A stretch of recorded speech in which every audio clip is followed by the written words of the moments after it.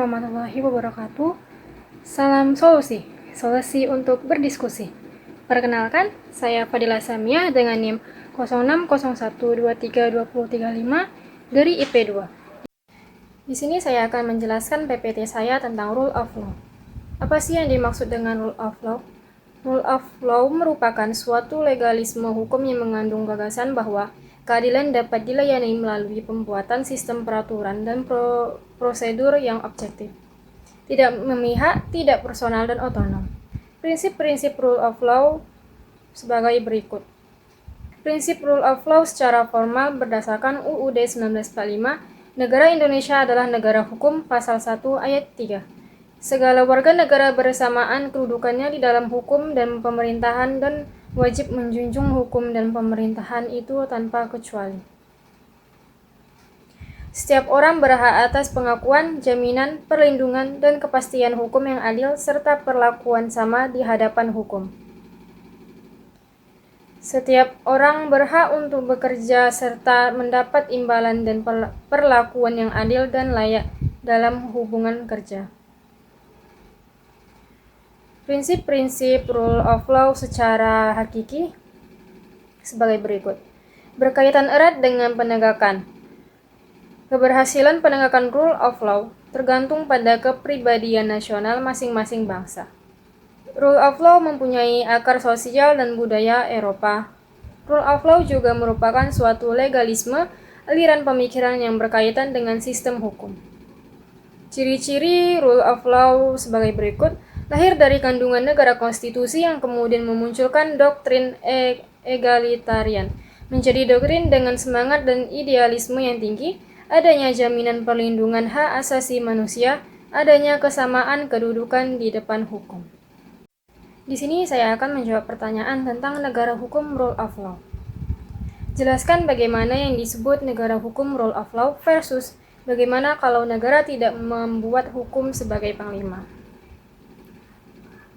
Rule of Law merupakan suatu legalisme hukum yang mengandung gagasan bahwa keadilan dapat dilayani melalui pembuatan sistem peraturan dan prosedur yang objektif, tidak memihak, tidak personal, dan otonom. Negara hukum yang merupakan terjemahan dari istilah Rechtsstaat atau Rule of Law. Rule of Law itu sendiri dapat dikatakan sebagai bentuk perumusan yuridis dari gagasan konstitusional. Oleh karena itu, hukum dan negara merupakan dua lembaga yang tidak terpisahkan. Secara sederhana, yang dimaksud dengan negara hukum adalah negara yang penyelenggaraan kekuasaan pemerintahannya didasarkan atas hukum. Di dalamnya pemerintah dan lembaga-lembaga lain dalam melaksanakan tindakan apapun harus dilandasi oleh hukum dan dapat dipertanggungjawabkan secara hukum. Dalam negara hukum, kekuasaan menjalankan pemerintahan berdasarkan kedaulatan hukum dan bertujuan untuk menyelenggarakan ketertiban hukum. Di dalam negara hukum, hukum sebagai dasar diwujudkan dalam peraturan perundang-undangan yang berpuncak pada konstitusi atau hukum dasar negara. Konstitusi negara juga harus berisi gagasan atau ide tentang konstitusionalisme.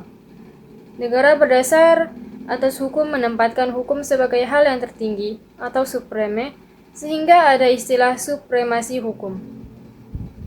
Supremasi hukum harus tidak boleh mengabaikan tiga ide dasar hukum, yaitu keadilan, kemanfaatan, dan kepastian. Oleh karenanya, negara dalam melaksanakan hukum harus memperhatikan tiga hal tersebut. Secara tradisional, Rule of Law juga sering dihubungkan dengan penegak hukum. Indonesia sendiri mempunyai sebuah konstitusi berupa Undang-Undang Dasar sebagai suatu peraturan tertulis yang dapat menjamin supremasi hukum serta mengatur mekanisme pemerintahan yang baik bebas dari kekuasaan yang semena-mena. Di Indonesia, prinsip yang dijalankan yaitu checks and balance, yang sebagai negara konstitusi, Indonesia harus menjamin hak asasi warga negaranya. Jika sebuah negara tidak menjadikan hukum sebagai panglima, maka hal ini dapat menimbulkan sebagai tantangan dan konsekuensi yang serius bagi masyarakat. Berikut adalah beberapa potensi dampak negatifnya. Ketidakpastian hukum tanpa hukum yang jelas dan ditegakkan, Tidak ada kepastian tentang hak, kewajiban, dan batasan-batasan yang berlaku bagi warga negara. Hal ini dapat menimbulkan ketidakpastian, kebingungan, dan rasa ketidakadilan di masyarakat. Yang kedua itu ada meningkatnya pelanggaran dan penyalahgunaan kekuasaan tanpa hukum sebagai panglima. Pihak-pihak yang berkuasa dapat dengan mudah menyalahgunakan kekuasaannya untuk kepentingan pribadi atau kelompok tertentu. Hal ini dapat memicu ketidakstabilan, konflik, serta pelanggaran terhadap hak-hak warga negara. Dan yang ketiga itu ada hilangnya perlindungan hak asasi manusia. Tanpa kerangka hukum yang kuat, hak-hak dasar manusia seperti kebebasan berekspresi, berkumpul, dan beragama dapat terancam. Kelompok-kelompok rentan seperti minoritas dapat menjadi target diskriminasi dan kekerasan.